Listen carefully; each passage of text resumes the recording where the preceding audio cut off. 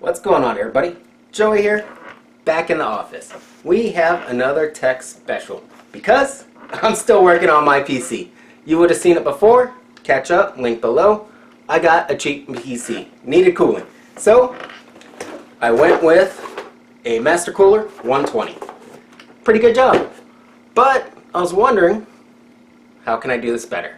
I think I rushed into it. I didn't like the design, so what did I do? You got it. Went extreme. Cooler Master 240. Exactly. It's still RGB, still has those lights. It's just a bigger radiator to hopefully get better cooling for my PC. Why? Because, of course, being Joey, I'm going to overclock it. I'm going to go to the extreme. I'm going to see what kind of results I can get. So, I need some better cooling. But I'm wondering, what kind of cooling and what kind of results can I get? So, I got to test it.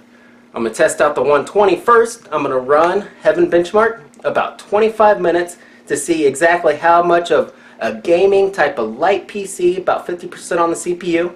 GPU is going to be at 100% running this benchmark, and how my computer is going to react pretty much, what kind of temps I get.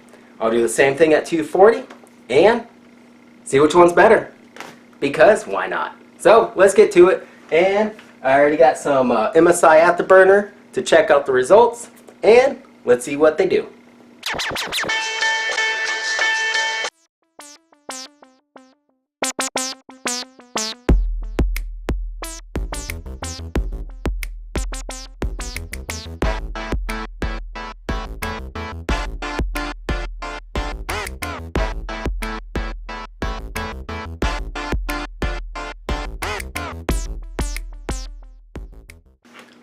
And the results are in.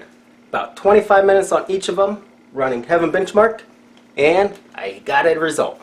Pretty good too. Interesting.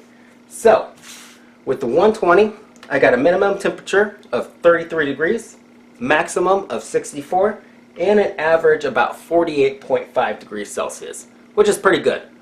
But the 240, very interesting. 33 for the minimum, expected.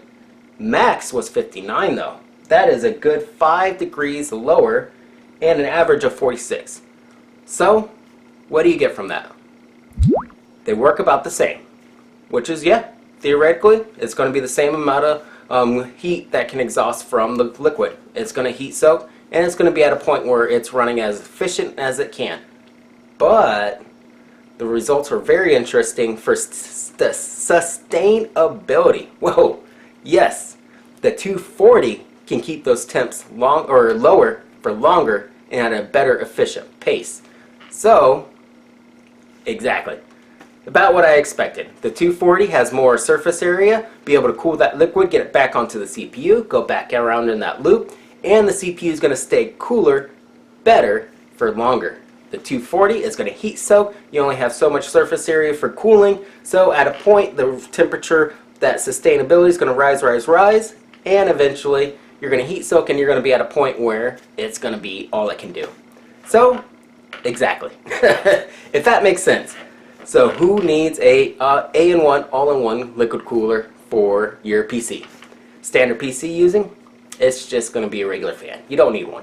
But with video editing, with video gaming, you're going to see a lot better improvement in performance. You're going to be able to turbo clock or overclock, but you're also going to have that turboing on your CPU, which it does automatically, don't worry about that. But it's going to run faster for longer, because as it gets hotter, it's going to slow down to make sure it protects itself, pretty much. Just as a regular car, when the radiator gets hot, when it starts going over temperature, it's going to shut down. It's going to go into a survival mode.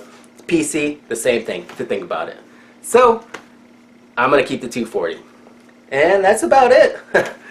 Thanks for watching. As always, keep tuned to the channel. As always, I love these little projects in the office pretty much because I'm a nerd at heart, but I also love working in the garage.